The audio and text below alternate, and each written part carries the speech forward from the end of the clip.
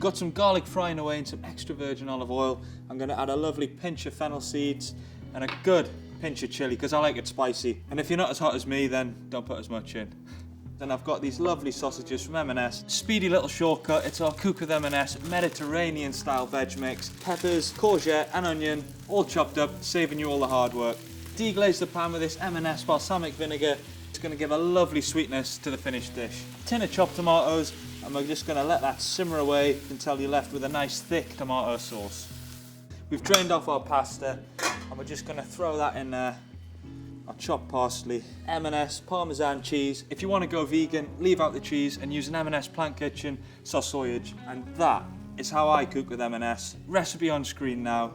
Over to you.